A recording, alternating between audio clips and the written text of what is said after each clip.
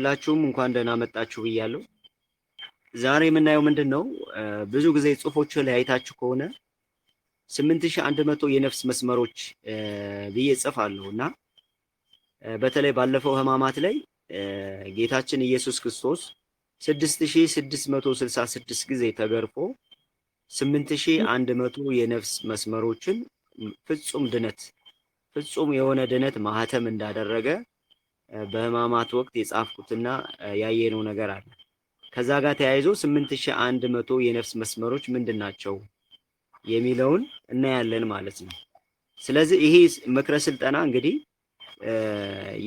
የያዘው ኮንተንት አለ። አንደኛው 8100 የነፍስ መስመሮች ማለት ምን ማለት ነው? ምንነታቸው።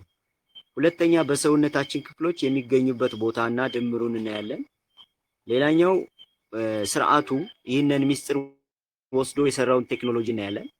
ሌላኛው ይሄ አሁን 8100 ምንለው መጽሐፍ ቅዱሳዊ ነው ወይስ አይደለም የሚለውን እናያለን። ሌላኛው የዲጂታሉ ዓለም 5G እና ፋይዳ ተጽዕኖ ላይ በተለይ እነዚህ ረቂቅ ቴክኖሎጂዎች ከሰው ልጅ ላይ ካለው ከ8100 የነፍስ መስመር ጋር ያለው ተጽዕኖ ምንድነው? እንዴትና በምን መንገድ ይጠነክራል? ሰው እንዴት አላወቀም?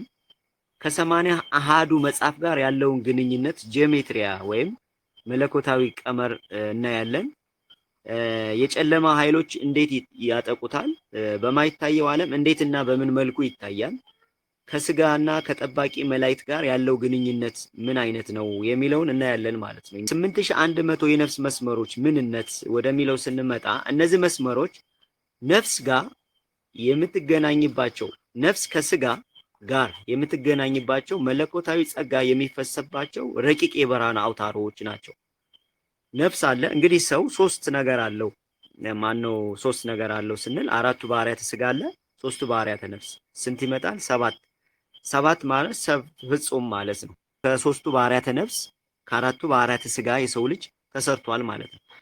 ስጋና ነፍሱ የሚገናኝባቸው መለኮታዊ ጸጋ የሚፈስባቸው ረቂቅ የብርሃን አውታሮች ናቸው ማለት ነው። እነዚህ 8100 መስመሮች ማለት ነው። ሌላኛው መለኮታዊ ሽቦዎች ልንላቸው እንችላለን ማለት እንዲገባን ማለት ነው። እንዲገባን ልክ የኤሌክትሪክ ሽቦ ኃይልን እንደሚያስተላልፍ እነዚህ ጸጋን ከፈጣሪ ወደ ሰውነት ያስተላልፋሉ ማለት ነው።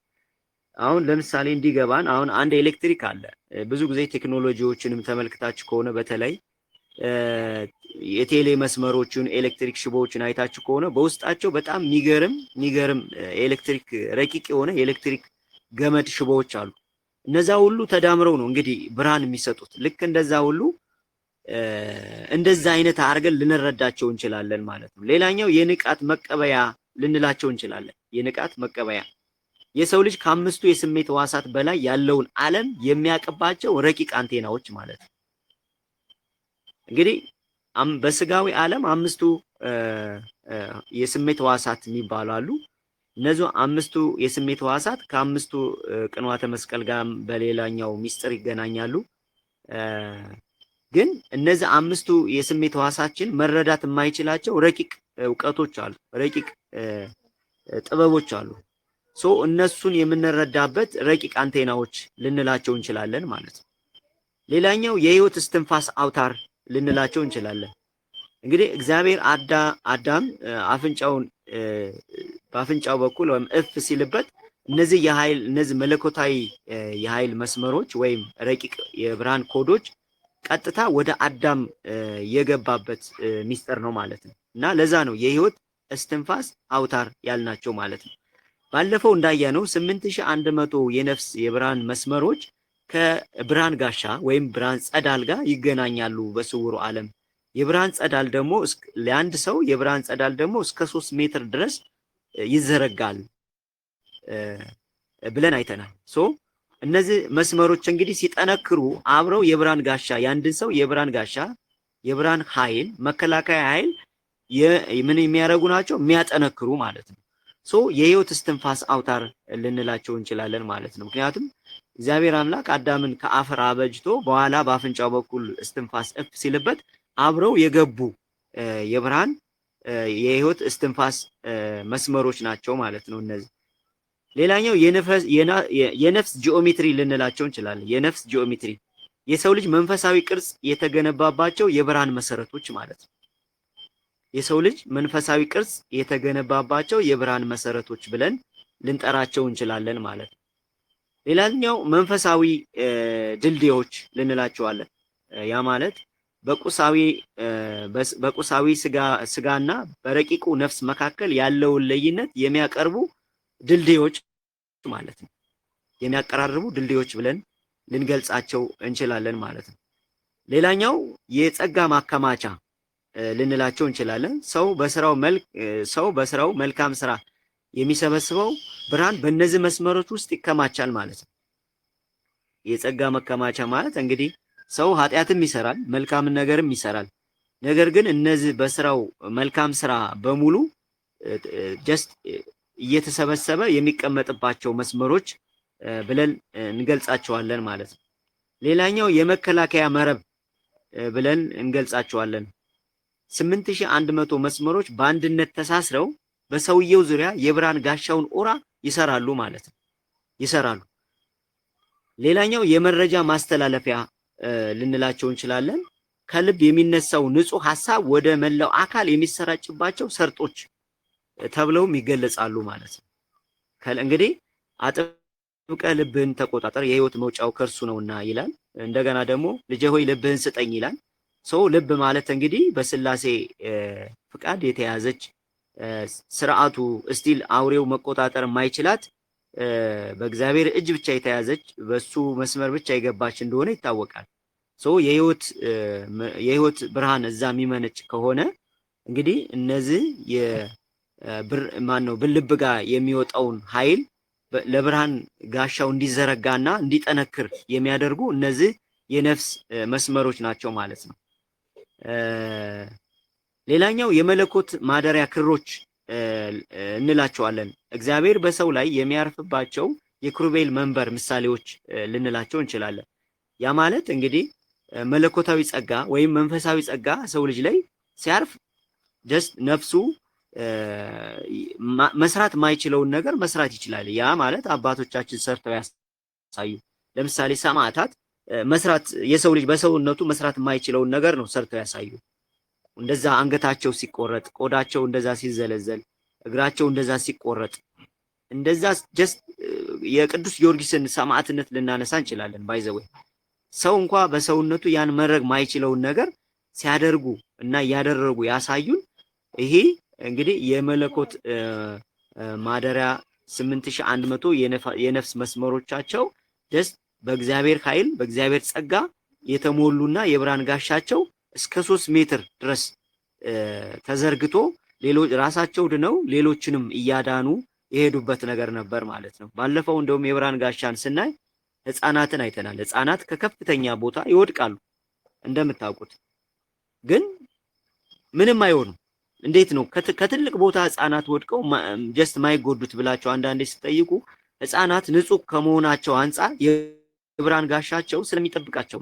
የብርሃን ጋሻ እንግዲህ ወይም የመከላከያ ጋሻ አክሊል እስከ 3 ሜትር ይዘረጋል ብለን ካሰበን ህፃናት ንጹህ ስለሆኑ የትኛውን ቦታ ሲወድቁ አይጎዱም፣ ጉዳትም አይደርስባቸውና እንዲያውም መላእክት ይጠብቋቸዋል፣ ይንከባከቧቸዋል የምንለውም አንዱም ከዛ ጋር የተያያዘ ስለሆነ ነው። ቀጣይ እናየዋለን። ምክንያቱም 8100 የነፍስ መስመር ከአንድ ሰው ጠባቂ መልአክ ጋር እንዴት እንደሚገናኙ የሚለውን ደግሞ እናያለን ማለት ነው። ሌላኛው የዘላለማዊነት አሻራ ስጋ ቢበሰብስም እነዚህ መስመሮች ከነፍስ ጋር አብረው ወደ ሰማያዊ ዓለም ይሸጋገራሉ ማለት ነው። ምክንያቱም አዳም ሲፈጠር አብረው በአፍንጫችን በኩል እፍ ሲልብን እግዚአብሔር የገቡ ስለሆኑ በኋላም ዘላለማዊ አሻራ ዘው የሚነሱ ናቸው ማለት ነው፣ የሚቀጥሉ ናቸው ማለት ነው። ይሄን እንግዲህ አንዱን ሐሳብ ጠቅለል አድርገን እንዲገባን ለማድረግ ያህል እንግዲህ አንድ ትልቅ ከተማ መብራት የሚያበራ በሺ የሚቆጠሩ ስውር ኬብሎች እንደሆኑ እናውቃለን። እንግዲህ አንድ የኤሌክትሪክ ገመድ አለ። ከትልቁ ታወር ይነሳና በዛ ጥቅል ሽቦ መጦ ጀስት ወደ መብራቱ ይከፋፈልና ከዛ በኋላ ደግሞ መብራት ጋር ገብቶ አምፖል እንደምናገኘው ብርሃን እንደምናገኘው በሙሉ የሚመጣው ኬብሉ የሚመጣው ገመድ ግን ብዙ ነው፣ ጥቅሉ ብዙ ነው በውስጥ ያሉት ማለት ነው። ሰው ያ ጥቅል አንዱ እንኳን ቢቆረጥ ጀስት አምፖሎቹ ወይም ብርሃኑን ሊያቋርጡት ይችላሉ። ሰው እንዲገባን ለማለት ስለፈለኩ ነው ባይዘው ይሄን የገለጽኩት። ይሄ ኤሌክትሪክ ጥቅል ለማለት ይፈልና ያ ሁሉ ጥቅል ተጨምሮ ነው ባይዘው ብርሃንን ሊሰጠን የሚችለው ማለት ነው። እና በዛ ልንረዳው እንችላለን ማለት ነው። ይሄ ስጋና ነፍስን የሚያገናኙ እንደውም በሳይንስ እኮ ከቢሊየን በላይ ነርቮች አሉ ይባላል አይደል? የሰው ልጅ ላይ ትሪሊየን በላይ ሴሎች አሉ ይባላል። ሶ እነዛ እንግዲህ ቢሊየን እና ትሪሊየን የሆኑ ሴሎች ሰው ውስጥ ኑረው የሰው ልጅ ጤነኛ ነኝ ሲል ጤነኛ ለማድረግ ይሰራሉ፣ በሽተኛ ነኝ ሲል በሽተኛ ለማድረግ ይሰራሉ ይላል ሳይንስ ባይ ዘ ዌይ። ሶ መድኃኒቱም በሽታውም ከውስጡ ነው ያለው። እንዲያውም በሳይንሱ ዓለም መድኃኒት ስንት ፐርሰንት እንደሚያድን ጎግል አድርጉት ባይ ዘ ዌይ። መድኃኒት ፕላስ ሳይኮሎጂካል የሚለው ማለት ነው። እኛ ግን እምነት የምንለው ማለት ነው። ሶ ያንን ስታየው ግን መድኃኒቱ የሚያድነው ጀስት 50 ኦር 50% በታች ነው። ከዛ በላይ ያለው የሚያድነው ግን ሳይኮሎጂካል ኤፌክቱ ነው ማለት ነው። ስለዚህ እነዚህ የብርሃን መስመሮች ከሰው ልጅ ጋር ያሉ የታተሙ ግን ነፍስና ስጋን የሚያገናኙ የብርሃን መስመሮች የነፍስ የብርሃን መስመሮች ናቸው ማለት ነው። ሌላኛው ከ81 አሐዱ መጽሐፍ ጋር ያላቸውን ግንኙነት እናያለን። እንግዲህ እግዚአብሔር አምላክ እንግዲህ 100 ነገደ መላእክትን ፈጥሯል። 100 ነገደ መላእክትን ከፈጠረ በኋላ እንግዲህ አንዱ ነገደ መላእክት ሲያጎድል 99 ነገደ መላእክት በሰማይ ጸንቷል። ሶ አንዱ ነገደ መላእክት ወደ ምድር ወድቋል ማለት ነው። 99 ሲቀር እንግዲህ 99 ማለት 9 እና 9 ማለት ነው አይደለ? 9 እና 9 ማለት ተመልከቱ። 9 በሰማያዊ ዓለም አንደኛ የመላእክት ቁጥር ነው፣ የመላእክት ቁጥር ነው። ሁለተኛ 9 ቁጥር የመለኮት ፍጹምነት ቁጥር ነው፣ የመለኮት ፍጹምነት ቁጥር ነው ማለት ነው። አሁን 99ኙ ከቀረ በ99ኙ በወደቀው በአንዱ ምክንያት የሰው ልጅ ተፈጥሯል ነው ቤተክርስቲያን የሚያስተማረችን። ሶ በወደቀው ምክንያት የሰው ልጅ ስለተፈጠረ 99ኙ አለ። 99ኙ ማለት 100 እንግዲህ ፍጹም ነበር። ከዛ በኋላ አንዱ ጎደለ 99 ወደ 9 ማለት 29 ነው። አሁን ተመልከቱ 29ም ስተነትኑ 9 ሲባዛ በ9 81 ይመጣል። 81 ይመጣል። 81 ማለት 9 ጊዜ ሲባዛ በ9 ማለት ነው። ፍጹም ሲባዛ በፍጹምነት ማለት ነው። ሶ አንዱ ስለወደቀ 99ኙ ስለጸና አንዱ ስለወደቀ 81 9 ሲባዛ በ9 81 81 ሲመጣ 81 ማለት ደግሞ 81 አሐዱ መጽሐፍ ማለት ነው። ቤተክርስቲያን ጀስት 81 አሐዱ መጽሐፍ ብላ ስታስቀምጠው ዝም ብላ አይደለም። 81 አሐዱ መጽሐፍ ደግሞ የመጣው እግዚአብሔር አምላክ ለሰው ልጅ የሰው ልጅ እንዲተዳደርበት ፈጣሪው እንዲያመሰግንበት እንዲድንበት የህይወት ካርታ አድርጎ በአባቶች በኩል የመጣ ቃል ነው፣ የእግዚአብሔር ቃል ነው አይደል? 81 ሶ 81 እንግዲህ ለሰው ልጅ የተሰጠ የምን ማህተም ነው ማለት የመዳኛ ማህተም ነው። ለምን 99ኙ በሰማይ ሲጸና አንዱ ስለጎደለ አንዱ የሰው ልጅ በወደቀው ምክንያት ስለተተካ ያ የሰው ልጅ ደግሞ እንዲድን ሌላ ማህተም ያስፈልገዋል። 81 ተሰጠው። 99 ሲባዛ በ9 ሲባዛ በ9 81 81 ደግሞ ጀስት 81 አሐዱ መጽሐፍ መጣ ማለት ነው። 81 አሐዱ መጽሐፍ ደግሞ 100 ቁጥር ማለት በረቂቁ ዓለም ፍጹምነት ከፍጹምነትም በላይ ማለት ነው። ሶ 81 አሐዱ መጽሐፍ ማለት እንግዲህ ተመልከቱ አንዷ አሐዷ መጽሐፍ 100 የነፍስ መስመሮችን የማጽናት ኃይል ወይም ረቂቅ ስልጣን ተሰጥቷታል ማለት ነው። ምክንያቱም 8100 የሚመጣው 81 ሲባዛ በመቶ ስለሆነ ማለት ነው። ሶ ቤተክርስቲያን 81 አሐዱ ስታስቀምጥ ዝም ብላ አይደለም ማለት ነው። የሰው ልጅ እንዲህ ፍጹም ድነቱን እንዲሰጥ ተደርጎ በአባቶች በኩል የተቀመረ ረቂቅ ቀመር ነው ማለት ነው 81 አሐዱ። ከዛ ደግሞ 81 አሐዱ በመቶ ሲባዛ ከፍጹምነት በላይ ይሆናል ማለት ነው። ከፍጹምነት በላይ መዳናችን ይሆናል ማለት ሶ 81 ሲባዛ በመቶ 8100 ይመጣል። 8100 ደግሞ እንደገና በሰው ልጅ ነፍስ ላይ የብርሃን ኮድ ወይም ይሄ የብርሃን መስመር ታትሟል ማለት ነው። ታትሟል። ስለዚህ 8100 የነፍስ መስመሮቹ በሙሉ በ81 አሐዱ መጽሐፍ ምን ይሆናሉ ማለት ነው? ይበራሉ፣ ይነቃሉ፣ ይፈወሳሉ ማለት ነው። ፍጹም ድነት ያገኛሉ ማለት ነው። ቀመሩ በዚህ መልክ ነው የተቀመጠው። ዝም ብሎ 81 አልሆነም ማለት ነው እንደ ቤተክርስቲያን አስተምሮ። ለምሳሌ ፕሮቴስታንትን 66 ነው፣ ካቶሊክ 77 ነው። ለምሳሌ ፕሮቴስታንትን ነው 66 ሲሆን ዝም ብሎ አይደለም፣ 6 ቁጥር የጎዶሎ ቁጥር ነው። 81 እውነት የእውነት ቁጥር የእውነት ሚዛን ከሆነ 81 ሲቀነስ 66 15 ይመጣል። 66 ማለት የተቀበሉት ነው። 81 ሲቀነስ 66 ማለት 15 ነው። 15 ማለት የካዱት ማለት ነው። 15 ማለት ደግሞ ሁለት ዲጂት ነው። ወደ አንድ ዲጂት እንቀይረዋለን። 15 ሲደመር 1 ይሆናል 6 ይመጣል። ሶስቶችንም 6 ስንጠቀልላቸው 666 ይመጣል። ፕሮቴስታንቲዝም መሰረቱ ቤዝ ያደረገው ከጥልቁ መንፈስ ጋር ማለት ነው። ከ666 ቤዝመንት ጋር ነው የሚገናኘው ማለት ነው። ስለዚህ ብዙ ጊዜ አይናቸውን ጨፍነው ወደ ምድር ሲጸልዩ ዝም ብሎ አይደለም። ቤተክርስቲያን የምታስተምረን አይናችን ወደ ሰማይ አድርገን እንደምንጸልይ ነው። ምክንያቱም አባታችን ሆይ በሰማያት የምትኖር ስለምንል ማለት ነው። ክርስቶስም ወደ ሰማይ እያየ እያመሰገነ ነው ያስተማረን። ነገር ግን የፕሮቴስታንት ጉዞ ግን ኦፖዚት ዳይሬክሽን ነው። ስለዚህ 66 የሆነበት አንዱ ምክንያት ያ ነው ማለት ነው።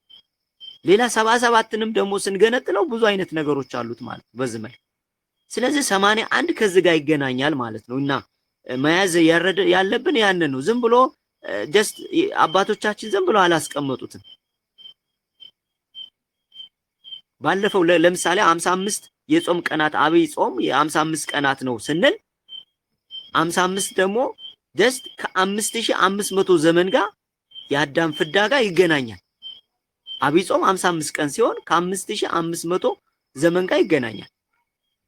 ስለዚህ አባቶቻችን በቀመር ሲያስቀምጡትም በዛ መልክ ነው ማለት ነው። ስለዚህ ይሄ 8100 ቁጥር ከ81 መጽሐፍ ጋር ጥልቅ ቁርኝነት አለው ማለት ነው። እንግዲህ እያንዳንዱ መጽሐፍ በመቶ የነፍስ መስመሮች ላይ ስልጣን አለው ማለት ነው። እያንዳንዱ አሃዱ መጽሐፍ ማለት ነው በመቶ የነፍስ መስመሮች ላይ ስልጣን አለው። ምን ማድረግ? የማንቃት አንድ ሰው አንድን መጽሐፍ ቅዱስ ክፍል ምዕራፍ ሲያነብ ከሰውነቱ ከነፍስ መስመሩ ከ8100 የነፍስ መስመሩ አንዷን እያበራ ነው ማለት ነው። አንዷን እያነቃ ነው ማለት ነው። አንዷን እየፈወሰ ነው ማለት ነው። ቤተክርስቲያን ይህንን ስታስቀምጥ ዝም ብላ አይደለም። መጽሐፍ ቅዱስን በቃሉ መሰረት ስናነብ እየተፈወስነን ምን ሄደውም በዛ ምክንያት ነው ማለት ነው። ቃሉንም ሁሌ ስናነበው አዲስ የሚሆንብንም በዛ ምክንያት ነው ማለት ነው። 81 ማለት 8 ሲደመር 1 ነው 9 ይመጣል። 9 የቅዱሳን መላእክት ነገደ ቁጥር ነው። እንግዲህ 99 ነገደ መላእክት በሰማያት ስለጸና 99 ማለት 29 ነው። ሁለቱን 9 ስናበዛው ደግሞ 81 ይመጣል። 81ን ደግሞ በመቶ ስናበዛው 8100 ይመጣል። 81ዱ ደግሞ 81 አሃዱ መጽሐፍ ይመጣል። መስመሮቹ የመላእክትን ኃይል የፈውስ ኃይል የያዙ የማህተም አንድነት ነው ማለት ነው። ሌላኛው 81 መጽሐፍትን ያነበበና የተረዳ ሰው 8100 መስመሮችን በቃለ እግዚአብሔር ያትማል ማለት ነው።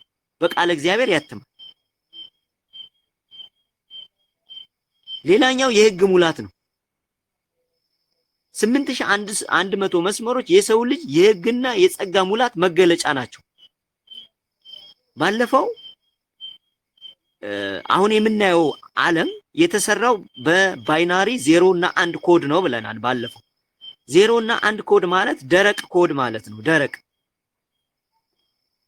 ግን 0 እና 1 ኮድ ሙሉ የዓለማችን ቴክኖሎጂ የተሰራው በባይናሪ ኮድ ከሆነ ባይናሪ ኮድ 0 እና 1 ሲወስዱት ግን ከምንድነው ነው ያልነው? ከ10ቱ ትእዛዛት ነው የተወሰደው።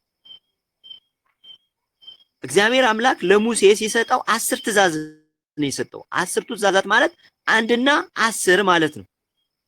1 እና 10 ማለት ነው። 10ቱ ትእዛዛትን ስንጠራ 1 እና 10 ነው የምንለው። ይህንን ቁጥር ደግሞ ገልብጦ ነው የሚሰራው እሱ። ቅዱሱን ወደ ርኩሱ፣ ስጋዊን መንፈሳዊን ወደ ስጋዊ እየቀየረ ጀስት ደረቅ አድርጎ ነው የሚሰራው ብለናል አይደል? አስርቱ ትእዛዛት ማለት 1 እና 0 ከሆነ ሲገለብጠው 0 እና 1 አረገው ማለት ነው። 0 እና 1 ማለት ደግሞ አለ የለም ማለት ነው። ስለዚህ ልክ እንደዛ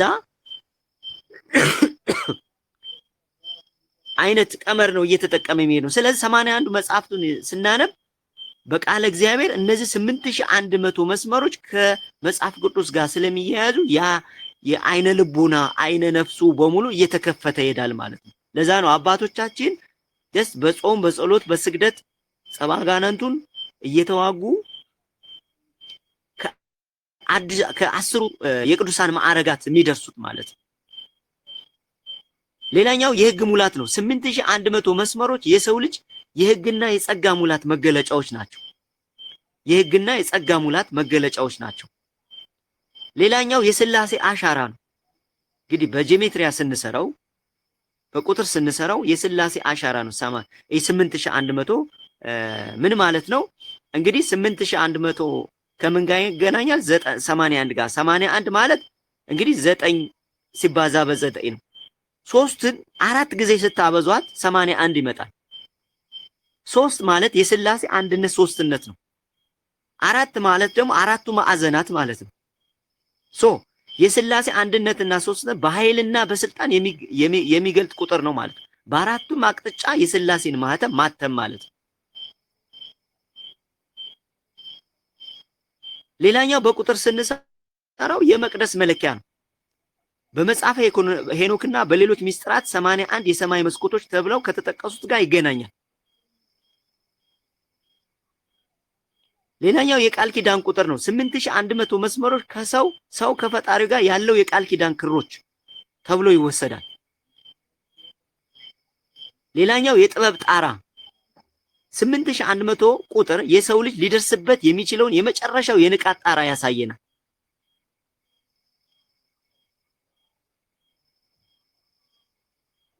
ስለዚህ ሌላኛው የመድኃኒትነት ኃይል በሚል ይገልጸዋል። 81 መጽሐፍትን ለ8100 የነፍስ ህመሞች ፈውስ ናቸው ማለት ነው። እንግዲህ ሰው የሚታመመው ምንድነው ብላችሁ አሁን ከ8100 የነፍስ መስመሮች ጋር አገናኙት። እዛ ከብርሃን ጋሻ ጋር አገናኙት። ሰው የሚታመመው ለምሳሌ በሰውነታችን ክፍል የተቀመጡ የነፍስ መስመሮች አሉ። እነዛ የነፍስ መስመሮች ሲበሱ ሲደክሙ አፍራሽ ኃይል በዛ በኩል ሲገባ ደዌ ይመጣል፣ በሽታ ይመጣል። የብርሃን ጋሻ ምን ይሆናል? ይበሳል ማለት ነው። ይበሳል። የማይፈርስ መዋቅር እንላቸዋለን። መጽሐፍቱና መስመሮቹ ከአንድ ምንጭ ከመንፈስ ቅዱስ የተቀዱ ናቸው።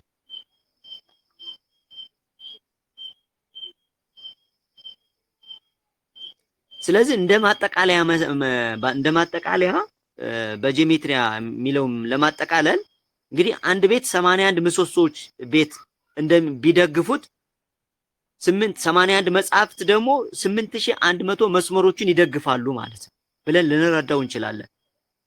8100 የነፍስ መስመሮች የብርሃን ኮዶች ማለት እንግዲህ የሰው ልጅ ላይ ያረፉ አዳም ሲፈጠር በስትንፋስ በኩል የገቡ የሰው ልጅ እስካሁን ድረስ ያላወቃቸው ለምን አላወቃቸውም፣ ለምን ተደበቀባቸው የሚለውን ቀጣይ እናያለን። ባይዘወይ እስቲ በሰውነት ክፍላችን የሚገኙበት ቦታና ድምሩን እንያቸው። ለምሳሌ በራስ ጭንቅላት ክፍል ራስ ላይ 2000 መስመሮች አሉ። ይህም እንግዲህ 1200 ለአንጎል ሚስጥራትና ለሌሎች ማለት ነው። ለምሳሌ ለአይን፣ ለጆሮ፣ ለላንቃና ለአፍንጫ የተመደቡ ማለት ነው።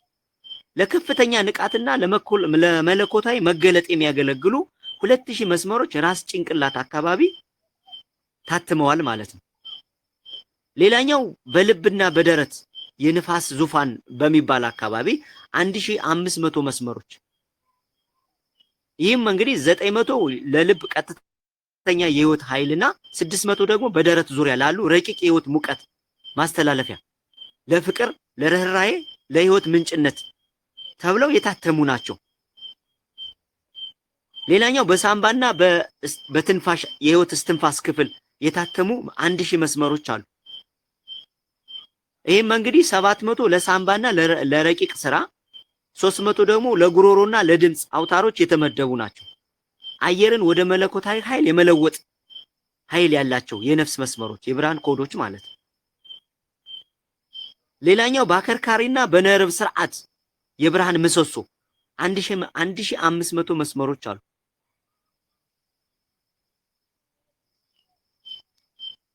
እንግዲህ አከርካሪ ማለት እንግዲህ 33 የመንፈሳዊ ኃይል ማዕከል አለው። 33 መንፈሳዊ ማዕከል ማለት ደግሞ ከጌታችን ከኢየሱስ ክርስቶስ በምድር የተመላለሰበትን ዓመት ጋር የተያያዘ ምስጢር አለ። 33 ወደ ኢሉሚናቲ ሲሄዱ ደግሞ የጨለማው ዓለም ሲሄዱ ደግሞ ይህንን ቁጥር ወስዶ የሱ ከፍተኛ ማዕረግ ብሎ የሰራው ቀመር ነው። አንድ በኢሉሚናቲ ወይም በአፍራሽ ኃይል በጨለማው ዓለም አንድ ሰው 33 ማዕረግ ደረሰ ማለት በእነሱ ጀስት ኦልሬዲ በቃ ወደ ጨለማው ዓለም ወደ ስውሩ ዓለም ተቀየረ። ስጋ ወደ ጨለማው መንፈሳዊ ወደ ጨለማው ዓለም ወደ ሰይጣናዊ ዓለም ሲቀየር 33 ማዕረጋት ይደርሳል ማለት ነው። ይህን ግን የወሰዱት ከየት ነው? ከጌታችን ከኢየሱስ ክርስቶስ እድሜ ነው። 33 ዓመት በምድር ላይ 33 ዓመት ከ3 ወር ከ17 ቀን ስለተመላለሰ ማለት ነው።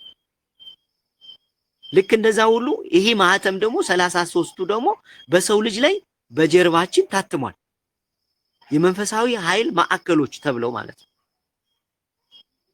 እነዚህ ደግሞ በዚህ ማዕከል ደግሞ 1500 የነፍስ መስመሮች አብረው ታትመዋል ማለት ነው።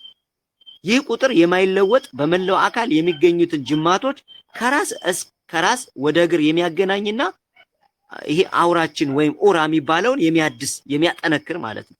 በተለይ ስንሰግድ ከእግራችን ተነስቶ ወደ ግንባራችን ከግንባራችን ወደ እግራችን የሚሄደው በደም በኩል የሚያልፈው መንፈሳዊ ኃይል ሁሉ ጋር እንዲደርስና አይነ ልቦናችን እንዲከፈት የሜትሪክስ ጭጋግ ጀስት እንዲወርድ ወደ ግራውንድ እንዲወጣ እንዲቃጠል የሚያደርግ ኃይል ተጭኖብናል ማለት ነው፣ ተሰጥቶናል ማለት በእግዚአብሔር ዘንድ። ሌላኛው ለኃይል መረጋጋትና ለስጋዊ ቁጥር ያገለግለናል ማለት ነው። ይሄ ጀርባችን ጋር የታተመው ምክንያቱም ጀርባ ማለት ዋና ትልቁ ነገር ሰው ጀርባው ከታመመ መቀመጥ አይችልም፣ መቆም አይችልም፣ መሄድ አይችልም። ጀርባ ማለት በጣም ወሳኝ ጀስት የኃይል የመንፈሳዊ ኃይል ማህተም ያረፈበት ነው እግዚአብሔር አምላክ ሲፈጥረው ማለት ነው። ሌላኛው በሁለት እጆች እና በሁለት እግሮቻችን ደግሞ የብርሃን መስመሮች አሉ፣ የነፍስ መስመሮች። በሁለት እጆቻችን የመፍጠር ኃይል ኤጃት የምንለው ኤጃት ማለት ጀስት የመፍጠር ኃይል ማለት ነው። ለምሳሌ በቀኝ እጃችን ምናማትብበት ነው፣ ጉሮሯችን ምንሰራበት ነው፣ ምንበላበት ነው። እንደገና ደግሞ ዘኔክስ ደግሞ አውሬው ማህተም የሚደረግበት ብሎ የያዘው ነው። ምክንያቱም የአውሬው ቁጥር በቀኝ እጅ ወይም በግንባር ይደረጋል ብሎ መጽሐፍ ቅዱስ ሲያስቀምጥ ኤጃት ማለት ቀኝ እጅ ጣት ማለት ነው አይደል? ኤጃት ማለት የፈጠራ ኃይል ማለት ነው። በዛ በኩል 1000 መስመሮች ታትመዋል። ለእያንዳንዱ እጅ 500 በጠቅላላው 1000 በሁለት ስናበዛው 1000 የብርሃን ኮዶች የብርሃን መስመሮች የነፍስ መስመሮች ታትመዋል። ኃይልን ለማስተላለፍ ለምሳሌ ለባርኮት ለመባረክ። ለዛ ነው ብዙ ጊዜ አሁን እኛ ቲክቶክም ስትገባውን ታብ ታረጋላችሁ በጣቶቻችሁ። ታብ የምታረጉትን ጀስት ተመልከቱት። የልብ ቅርጽ ነው። ከለሩ ደግሞ ቀይ ነው። ቀይ ሲሆን ደግሞ ጀስት የደም መንፈሳዊ ኃይልን ምን ያህል እየወሰደ እያሳየን ነው። ያለ ታብ አይሰራም ቲክቶክ፣ ኃይሉም አይጨምርም። ለምን? ኤጃችን እየፈሰሰ በኤጃት ወይም ደግሞ በመንፈሳዊ ኃይላችን ሲፈስ ታብ ስናደርግ ኃይላችን ስለሚሟጠጥ በዛ ደግሞ ያን ነዳጅ ወስዶ ስለሚሰራ ነው። አሁን የተሰሩት ቴክኖሎጂው አልጎሪዝሙ በዚህ መልክ ነው የተሰራው። እጃችን ላይ ያለ ኤጃት ወይም መንፈሳዊ ኃይል አለ፣ የሚፈስ ማለት ነው። የሚፈስ ኃይል አለ። ሌላኛው እንግዲህ እግሮች ጋር ነው። በሁለት እግሮቻችን የመቆም ጽናት የተሰጠን የ1100 መስመሮች አሉ። እንግዲህ እግራችን ታችኛው በተለይ መረጋገጫ አካላችን ሰውነታችን ጋር ያረፉ ሙሉ ያረፉ የአይናችን፣ የልባችን፣ የአንደበታችን የሁሉም ነገር ነርቮች የእግራችን መረገጫ ታች ላይ ታትሟል። ለዛ ነው ብዙ ጊዜ እግራችሁን ከመሬት ጋር ስታገናኙ ፈውስ የሚገኘው ማለት ነው። ግራውንዲንግ ኤርዚንግ ወይም ደግሞ መሬትን ከእግራችን ጋር ስናገኝ የተለየ ስሜት የሚሰማን በታች በኩል ያሉ የነፍስ መስመሮች የሚወስዱት ከመሬት በኩል የሚወስዱት ኃይል ስላለ ነው። መሬት ማለት አፈር ነው። አፈር ማለት አዳም ነው። አዳም ማለት ደግሞ 22 በ6 ቀን ሁሉ የተፈጠረው በ5 ቀኖች ሁሉ የተፈጠረለት ለአዳም ነው። 22ቱ ፍጥረታት በሙሉ አዳም ማንነትን ተጭነዋል። አዳም ንቃቱ ከፍ ሲል 22ቱን ስነ ፍጥረታት ማንበብ ይጀምራል። ምንም ጎግል ሳይጠይቀው ሌላ እውቀት ሳይፈልግ ነፍስ በራሱ በኩል ምን ማድረግ ትችላለች? ያንን እውቀት ትገልጣለች ማለት ነው። በእግራችን በኩል ያለው እንግዲህ ትልቁ ሚስጥር ነው። ቤተክርስቲያን እንኳን ሄደን እግራችን አውልቀን መሬት እንዳናገናኝ የታቦቱን በረከት እንኳን እንዳናገኝ ሴራሚክ ነው ተነጥፎ ያለ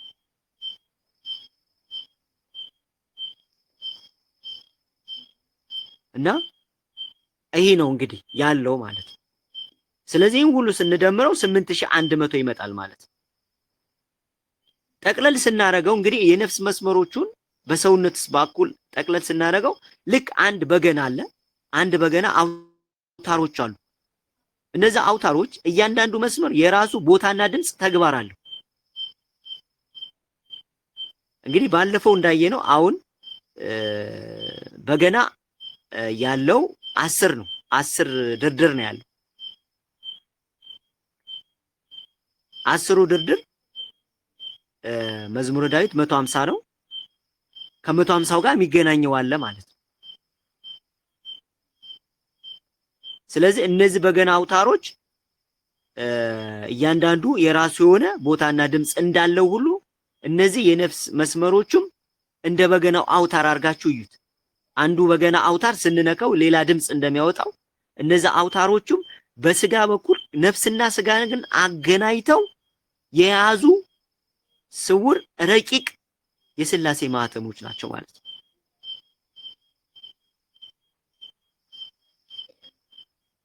ሌላኛው መረቡ ይህን ሚስጥር ወስዶ የሰራውን ቴክኖሎጂ እንየው።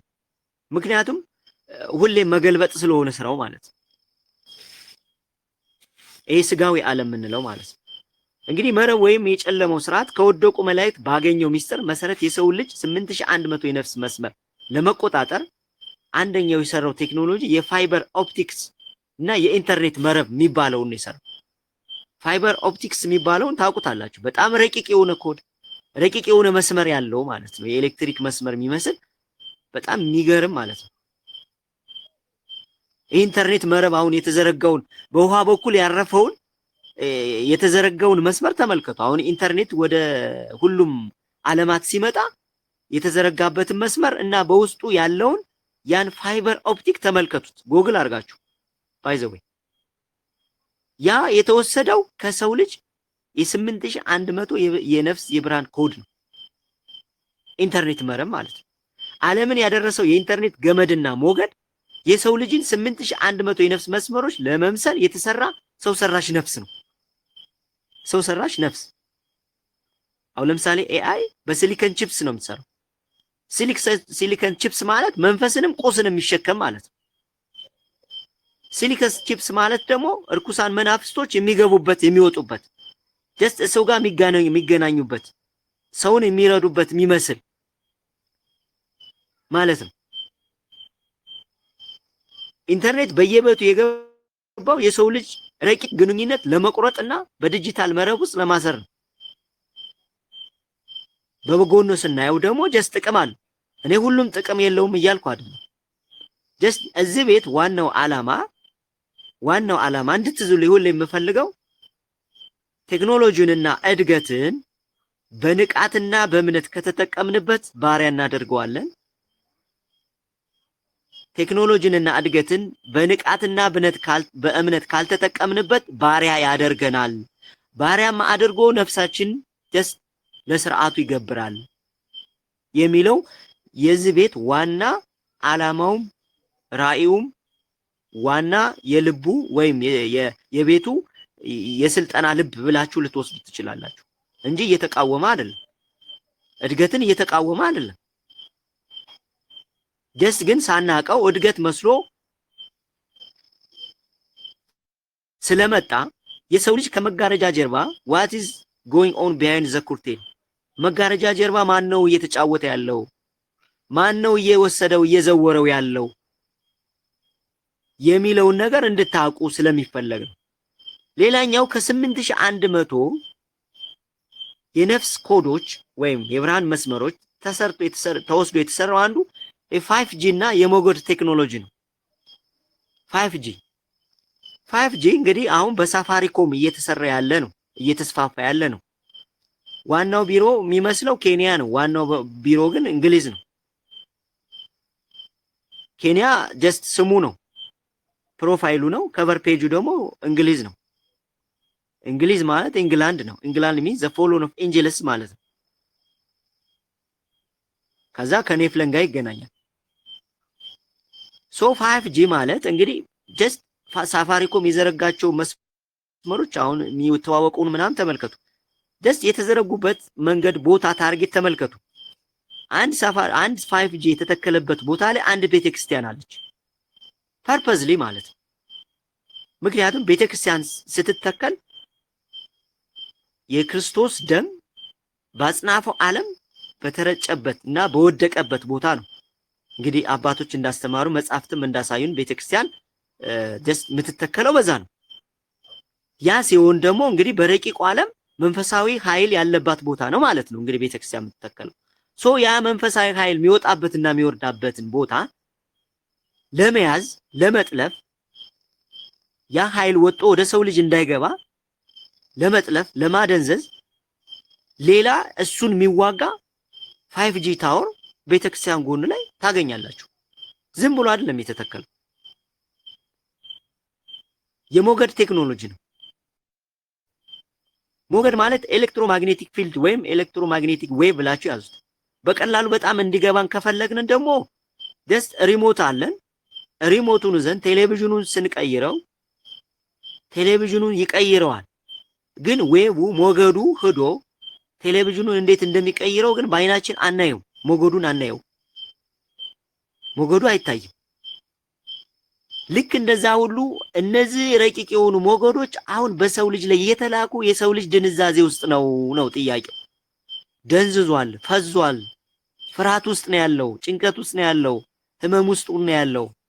አልነቃም። ሲነቃ ደግሞ ተአምር ይሰራል። ከዛም በላይ ነው ጥያቄው።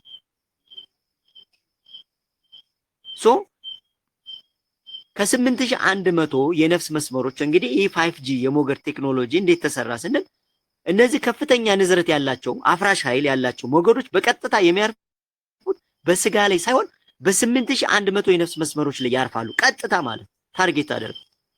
ለምን? ለማደንዘዝ ማለት ነው።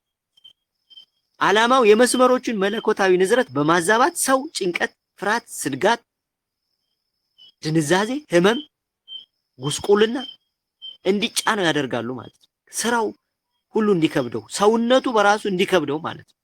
ይከብደዋል። በቃ ሰውነቱ ይከብደዋል። ምንድነው ቢከብደኝ ይላል። ይላካል። ሌላኛው ኤጃት ሰላቢ የተባለው ረቂቅ ስርቆት በቴክኖሎጂ ማለት ኤጃት ሰላቢ መንፈሳዊ ኃይላችን ይሰረቃል። ሌላኛው የተሰራው ቴክኖሎጂ ስማርት ስልኮችና የንቃት ስርቆት የሚባሉት ማለት ነው። ስማርት ስልክ ምንለው አሁን የያዝነው ማለት ነው።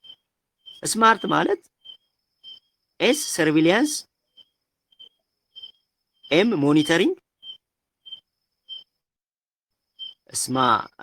ኤ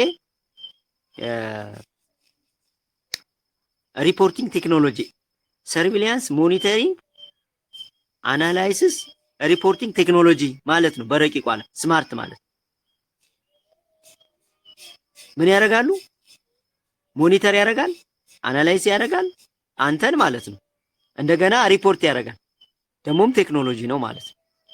ስለዚህ ስልኮች የሚለቁት ሰማያዊ ብርሃን ወይም ብሉ ላይት የምስል ፍሰት በአይን በኩል ገብቶ በጭንቅላት ውስጥ ያሉትን 2000 የነፍስ መስመሮችን ያደነዝዛል። ቅድም ያየ ነው ማለት ነው። እንግዲህ የሰው ልጅ የነፍስ አይን አለው፣ አይነ ልቦና አለው ይለናል አባቶች እንዳስተማሩ። አይነ ልቦና የነፍስ አይን ማለት በሳይንሱ ፔላን ግላንድ ይላል። ያ ማለት ሶስተኛው አይን ማለት ነው። ፔናል ግላንድ ወይም ሶስተኛው አይን ሲነሳ ብዙ ሰዎች ይፈራሉ፣ ይርቃሉ። ለምንድን ነው እንደዛ አድርገው የሰሩብን ብላችሁ ጠይቁ። አንደኛ እንዳንጠቀምበት ነው።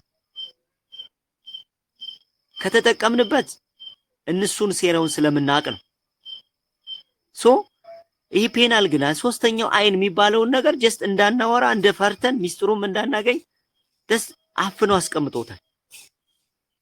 ለምሳሌ ተልባን ውሰዱ። ተልባ እኔ ከህፃንነት አንስቶ ስኖረው ተልባ የበላ ሰው አእምሮ ይደነዝዛል።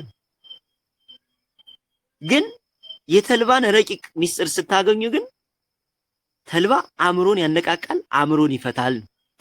ዳትስ ዴፊኒትሊ እነሱ ያስተማሩ ግን ኦን ዘ ኦፖዚት ዳይሬክሽን።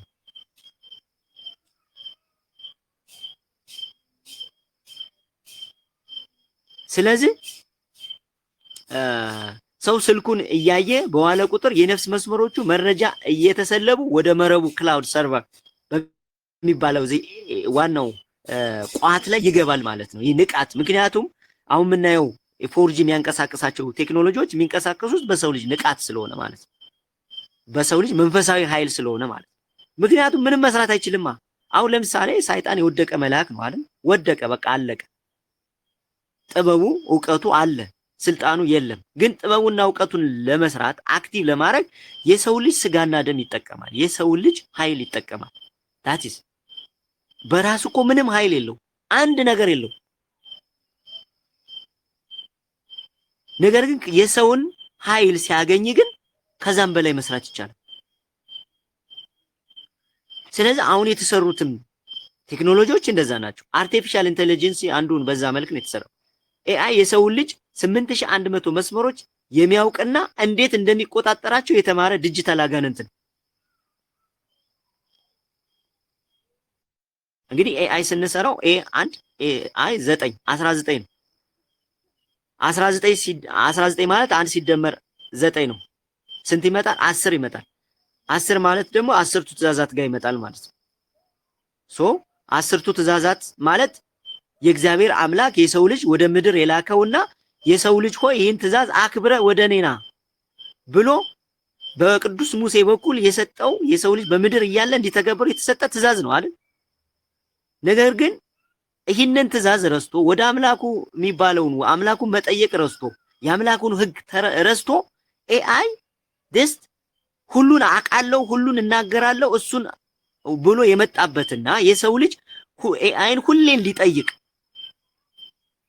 ወደሱ ቋት እንዲገባ የቀመረበት ቀመር ነው ኤአይ ማለት። ኤ 1 ነው፣ አይ 9 19 19 1 ሲደመር 9 10 10 ትእዛዛት። ሶ ኤአይ አምላክ ለመሆን የመጣበት ግልብጦች ማለት ነው። ሪቨርስ ኢንጂነሪንግ ማለት ነው።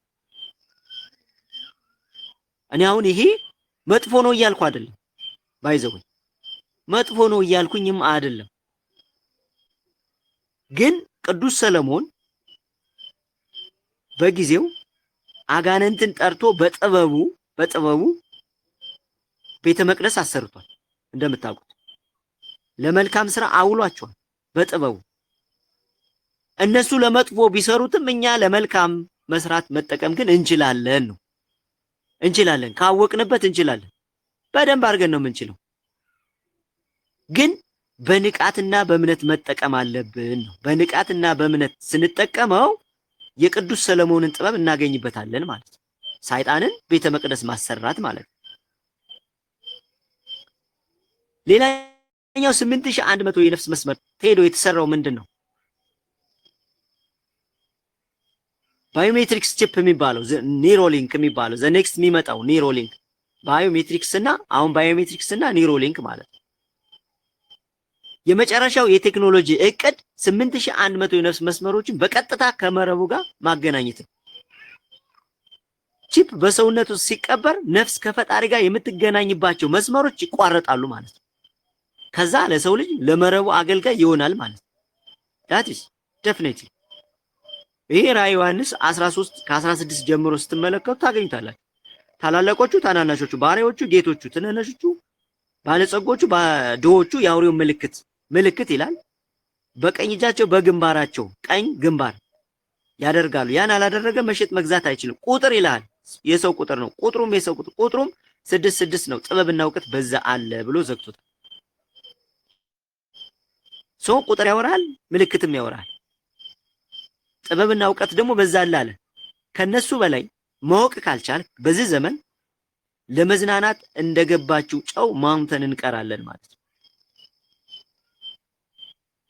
ሶ ኒውሮሊንክ አሁን ዘ ኔክስት የሚመጣው አጀንዳ ነው። አሁን ያለነው ቺፕ ባዮሜትሪክስ ላይ ነው ያለነው። ባዮሜትሪክስ ስቴጅ ነው ያለነው። ባዮሜትሪክስ ማለት እጃችን ተወስዷል። ቀኝ እጃችን ኤጃት፣ አይናችን ተወስዷል። አይንህ ሁሉ ነገር ነው ተብሏል። አይንህ ሶ ባዮሜትሪክስ ላይ ነው ማለት ነው። ሶ ሰው ደግሞ ነፍስ፣ ስጋ፣ መንፈስ ነው። 3 ነገር ነው ያለው። ስጋው አሁን ተወስዷል። ስጋችን መውሰዱ ምንም ችግር የለውም። አሁንም ስጋ መውሰዱ ምንም ጣጣ የለውም። ከነቃን የጨለመውን ግርዶሽ ምን ማድረግ እንችላለን?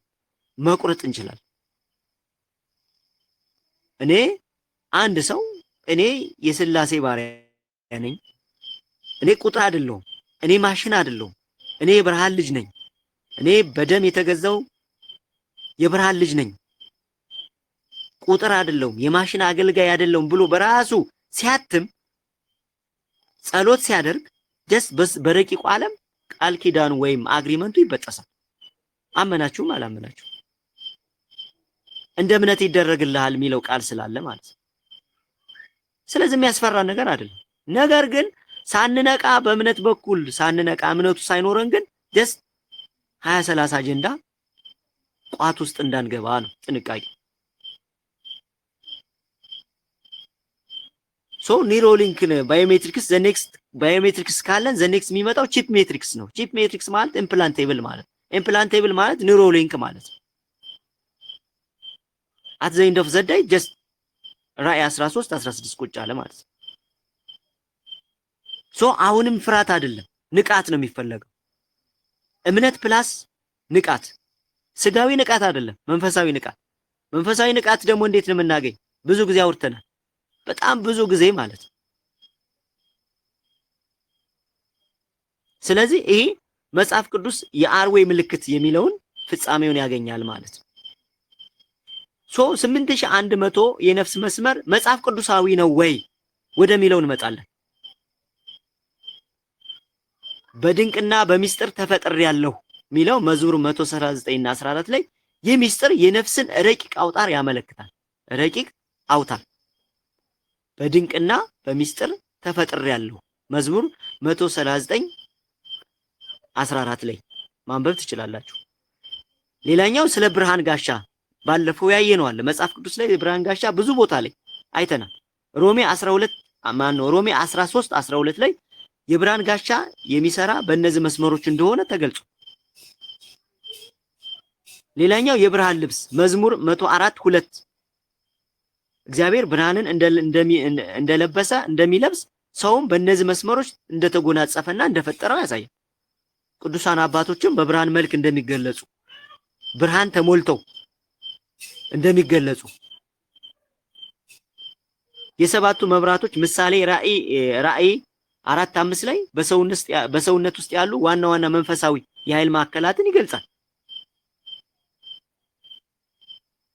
መክብብ 12:6 ላይ የብርሃን ሰንሰለት ሳይበጠስ የሚል የነፍስ መስመሮችን ያመለክታል። የብርሃን ሰንሰለት ሳይበጠስ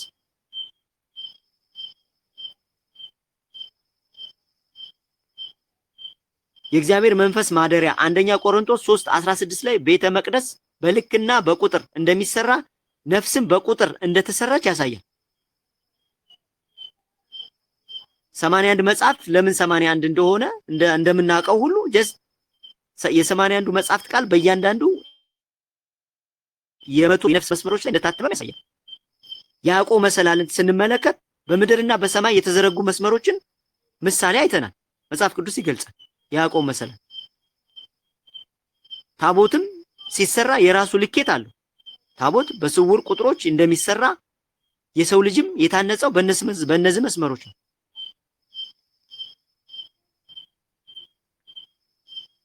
ራእይ 12:1 ላይ ስናነበው የፀሐይ ልብስን ያወራናል። በጥቅሉ ጠቅለል ስናረገው ግን የኖህ መርከብ በቁጥርና በልኬት እንደተሰራች ሁሉ የሰው ነፍስም በ8100 መስመሮች ተለክታ ተሰጥታለች።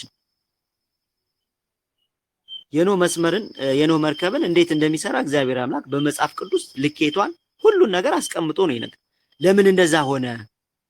ዝም ብሎ በዘፈቀደ ለምን አልነገረው? ግን በልኬት በቁጥር ነው የነገረው። በጥንቃቄ ያው ሰውማ ምን ያህል ይሆን?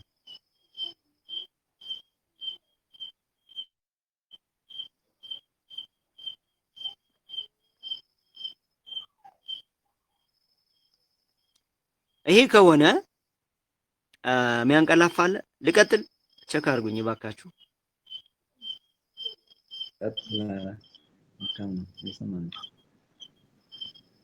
እሺ ያው የሚያንቀላፋ አለ አንዳንድ ብዬ እኮ ነው። እሺ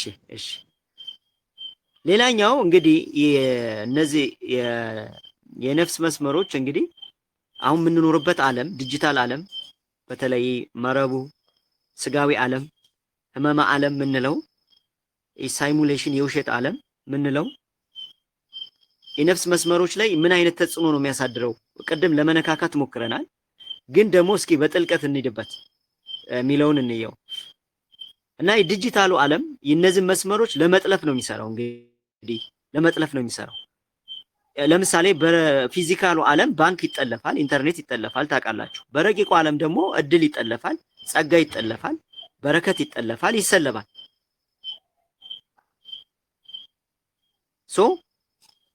ምንድነው የሚያደርገው የሚለውን ስትው እንግዲህ የቅዱሱን ንዝረት ወይም የሰው ልጅ ያለውን ቅዱሱን ኃይል ማዛባት ነው። እንግዲህ 5G የነፍስ መስመሮችን ተፈጥሯዊ ንዝረት በማወቅ ጫጫታ ይፈጥራል ማለት ነው። ጫጫታ እንግዲህ 4G የሚባል አለ፣ 5G የሚባል አለ። 4G እና 5G ሲነጻጸሩ 5G ከ4G ጋር 20 ታይምስ እጥፍ ኢነርጂ ኢሚት ያደርጋል። ያ ማለት እንግዲህ ተመልከቱ፣ በሙሉ ኃይሉ 5G ሲለቀቅ 20 ታይምስ 20 ጊዜ እጥፍ ፍሪኩዌንሲ ወይም ማግኔቲክ ወይም ወደ ሰው ልጅ ስጋ ይለቃል ማለት ነው። ያ ሲለቅ የሰው ልጅ ዲኤንኤ የመቀየር ኃይል አለው። ጄኔቲኩን የመቀየር ኃይል አለው። ለምሳሌ አሁን የምናያቸው ኤአይ ቱሎች አፕሊኬሽኖች የተሰሩት ከሰው ልጅ የልብ ትምታ ጋር ተገናኝተው የሰው ልጅ የልብ ምት አለ። ያ የሰው ልጅ የልብ ምት ጋር ተገናኝተው ነው የተሰሩት በረቂቁ ዓለም ማለት ነው።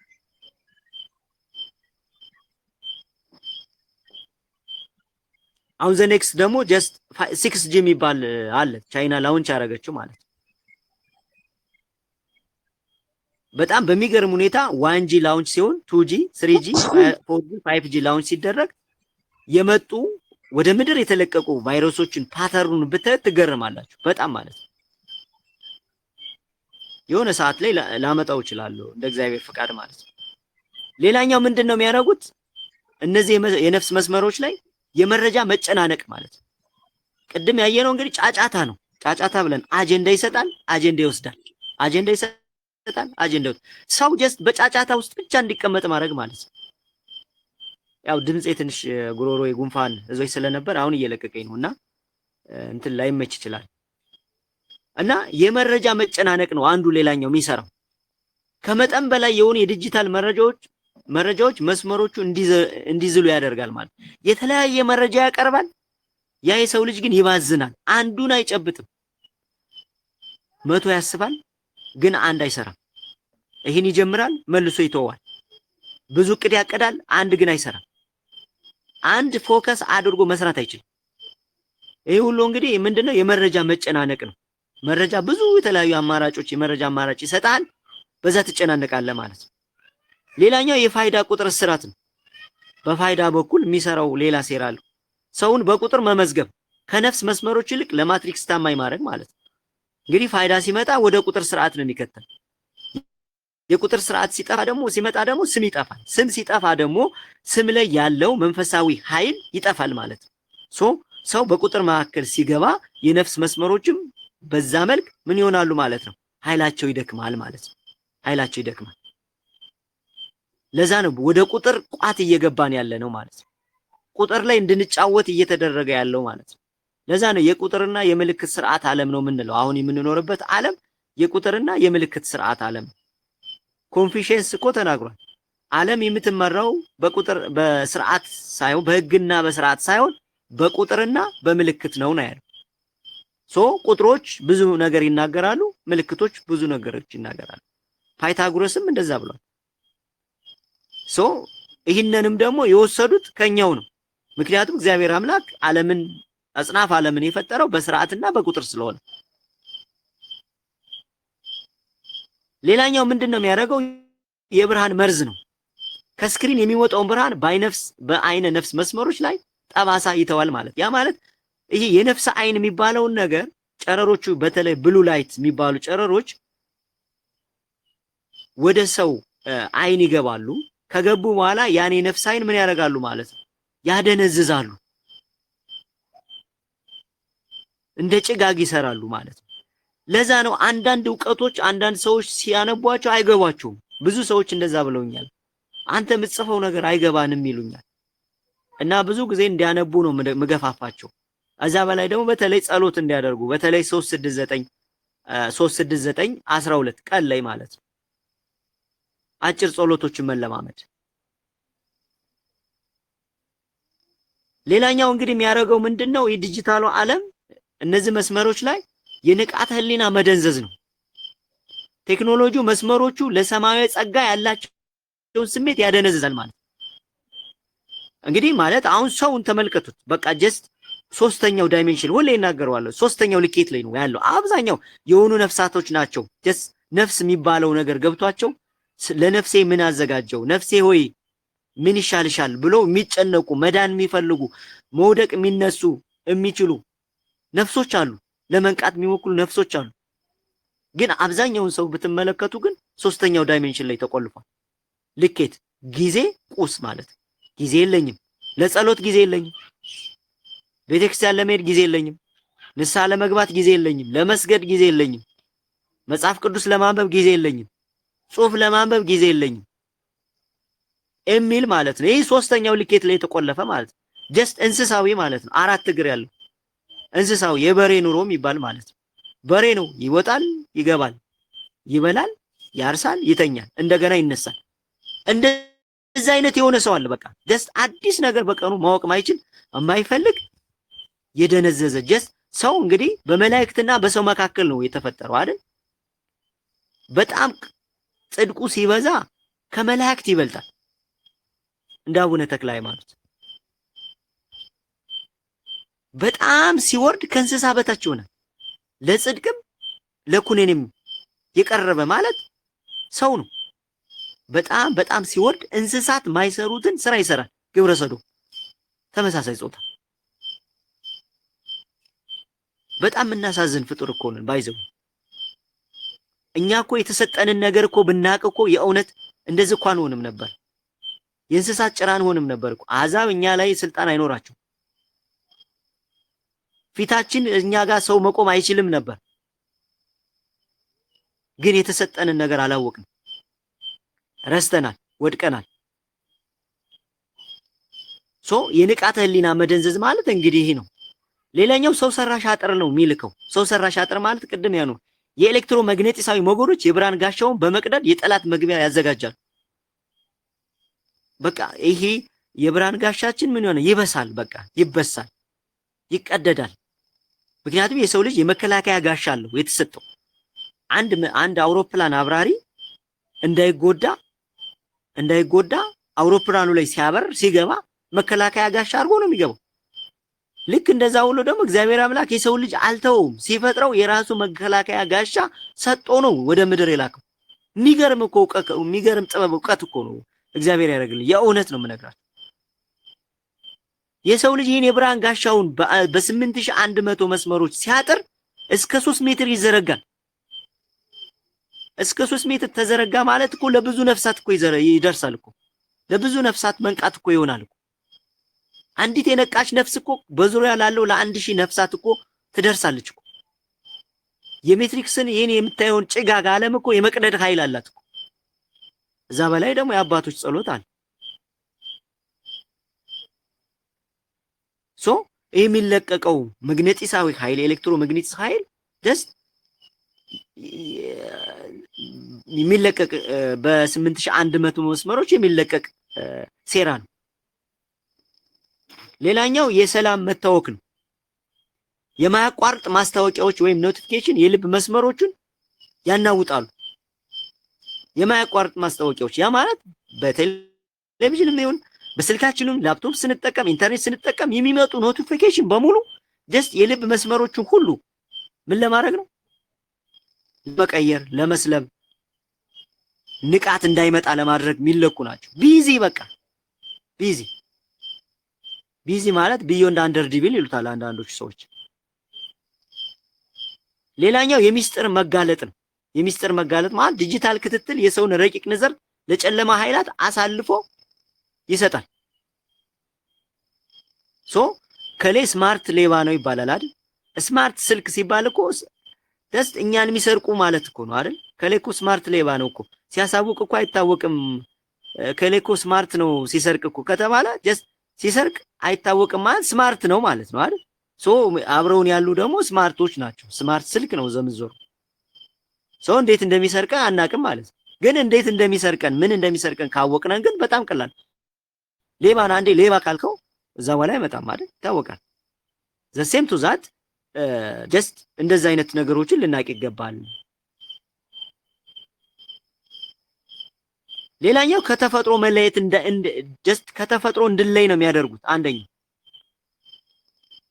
ከምድር ኃይላዊ ከምድር ጸጋ በመለየት መስመሮቹ ኃይል እንዳያገኙ ያደርጋሉ። ለብዙ ዓመት እንግዲህ መሬት ከእግር ጋር ማገናኘት የደበቁብን ሚስጥር ስለሆነ ብዙ ሰዎች እግራቸውን ከመሬት ጋር በማገናኘት ብዙ ፈውስ አግኝተዋል።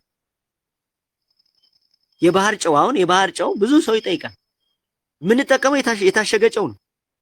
የታሸገ ጨው ማለት ፕሮሰስ የተደረገ ነው። የባህር ጨው ግን ብትጠቀሙ ግን የባህር ጨው ማለት ከምድር የሚወጣ ነው። ከምድር በታች የሚወጣ ጨው ነው። ከምድር በታች የሚወጣ ጨው ደግሞ ብዙ ማዕድናትን የያዘ ጨው ነው። ይሄ ጨው ደግሞ ለሰውነታችን ለሁሉ ነገራችን በጣም የተሻለ ነው። እንደው በጣም እግራችሁን ሁሌ እንደው የሆነ ነገር ሲያማችሁ የባህር ጨው ተጠቅማችሁ ውሃ ዘፍዝፋችሁ ለ40 ደቂቃ ውሃ ብትዘፈዝፉት ብዙ ነገሮች ይስተካከላል። በጣም ብዙ ነገሮች። ግን የባህር ጨው አንጠቀምም እኛ። ለምግብም ቢሆን አንጠቀምም። ፋራ ነው የምንባለው። እዚህ ላይ ነው ያለነው ማለት ነው። እና ዲጂታሉ ዓለም በ8100 መስመሮች ላይ እንግዲህ እንደዛ አይነት ውጊያዎችን ያካሂዳል ማለት ነው።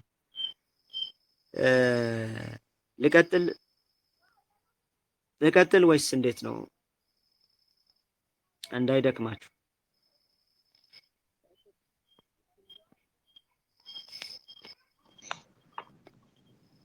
አላችሁ። ልቀጥል?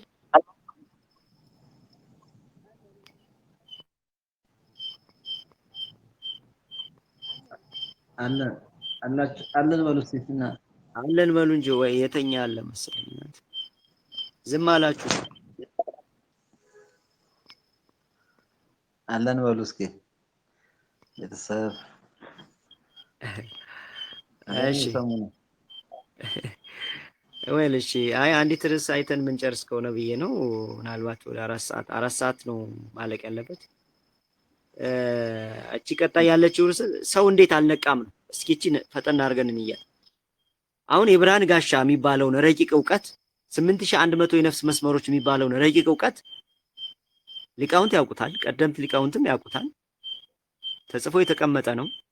ግን ሰው እንዴት አልነቃም ነው። እንዴት ለምን አላወቀውም ይህን ዕውቀት የሚለውን እንየውና እንጨርሳለን። ይህ ዕውቀት ለዘመናት የተሸፈነው በሚከተሉት ምክንያቶች ነው። አንደኛው የሜትሪክስ መጋረጃ ነው። ይህ ስጋዊ ዓለም የሚባለው ስለ ጀስት ምንድነው ያደረገን? ዓለማዊ ትምህርት ሰውን በቁሳዊ ነገር ብቻ እንዲታጠር አድርጎታል። ዲግሪ፣ ፒኤችዲ፣ ዲፕሎማ ልክ ፒኤችዲ አሁን በሌሎቹ ዓለም ፒኤችዲ ፐርሰናል ሄልዝ ዳሜጅ ይሉታል። ፒ ፐርሰናል ሄልዝ፣ ኤች ሄልዝ፣ ዲ ዳሜጅ ፐርሰናል ሄልዝ ዳሜጅ ማለት ይሉታል። ይሄ ዓለማዊ ትምህርት ላይ የሰው ልጅ በማተኮሩ ለብዙ ሰዓት ብዙ እድሜ በመውሰዳችን ይሄ እውቀት እንዳይታወቅ ተጋርዶብናል። ባይዘወይ ሌላኛው የሰይጣን ስውር ሴራ ነው። የሰው ልጅ ኃይሉን ካወቀ ሊገዛው እንደማይችል ስለማይችል ምስጢሩን ደብቆብናል ለብዙ ዘመን ማለት ነው። ይህንን ምስጢር ካወቅነን ጀስት ከሱ በላይ እንደምንሆን እሱም መግዛት እንደምንችል መገዛትም እንደማንችል ስለሚያቅ ለብዙ ዓመት ተሰውሮብናል። ሌላኛው የትዕቢት መጋረጃ ነው።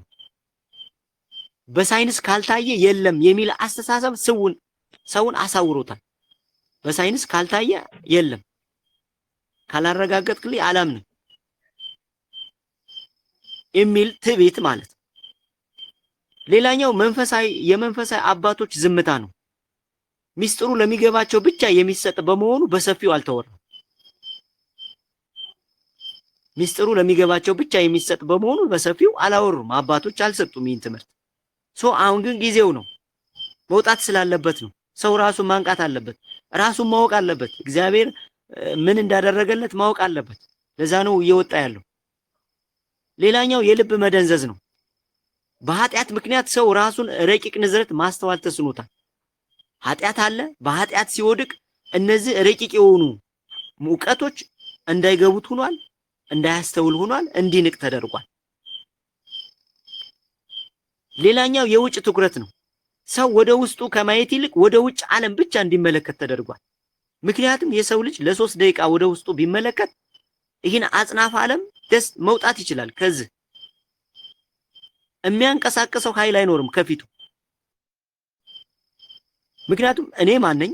ለምን ወደ ምድር መጣው? ወደ የት ነው የሚሄደው? የሚሉ 3 ጥያቄዎችን እንኳን በስላሴ ዕውቀት ካወቀ ይህ ሰው የዓለማችን ትልቁ አዋቂ ይባላል። ስለዚህ ሰው ወደ ውጭ ነው የሚመለከተው፣ ወደ ውስጡ አይመለከትም። የዝምታ ኃይል የለውም። ለ15 ለ20 ደቂቃ እንኳን በቀን እኮ ዝም አይልም። ጫጫታ ነው። ኑሮ ጫጫታ ነው። መንገዱ ጫጫታ ነው። ኤቭሪቲንግ ጫጫታ ነው። በጫጫታ ውስጥ ብቻ እንድናልፍ ነው የተደረገው። ይህ ደግሞ ከፍተኛ መቆለፍ አመጣብን። ሌላኛው የቋንቋ መጥፋት ነው። ረቂቅ ነገሮችን የምንገልጽባቸው ጥልቅ የግዕዝ ምስጢራት የተረሱ በመሄዳቸው ነው። ግልጽ ያው እንደምታውቁት ነው። ግዕዝ ቋንቋ በቅርብ ጊዜ ነው መነቃቃት የጀመረው። ግዕዝ ቋንቋ በቅርብ ጊዜ ነው ትምህርት ቤት ላይ እየተሰጠ ያለው። ለብዙ ዘመናት ግን ኦልሬዲ የሞተ ቋንቋ ብለው ጀስት ውጮቹ ሴረኞቹ እኮ አጥፍተውት ነበር። በኋላ ነው እንግዲህ እግዚአብሔር በሰዎቹ እያደረ በሊቃውንት እያደረ እንዲነሳሳ የተደረገው ማለት ነው። ሌላኛው የምግብ መበከል ነው። ሰው ሰራሽ ምግቦች የሰውን ረቂቅ ንቃት ስለሚያደነዝዙ ነው። ጂኤምኦ አለ፣ ኬሜትሪ አለ፣ ቫክሲኔሽን አለ፣ መድኃኒት አለ። ኤቭሪቲንግ ተመልከቱ። የምንበላው ምግብ፣ የምንጠጣው፣ የምንተነፍሰው ራሱ ደስ ጤነኛ አይደለም። አድክመውናል። ቀድመን ብንነቃ ግን ጀስት ይሄንም መበጠስ እንችላለን። አሁንም መበጠስ እንችላለን። አሁንም እድሉ አለ። መንቃት ከቻለን አሁንም ስልጣኑ የለውም። አመናችሁም አላመናችሁ አሁንም ስልጣን የለውም። 4 ነጥብ በቃ።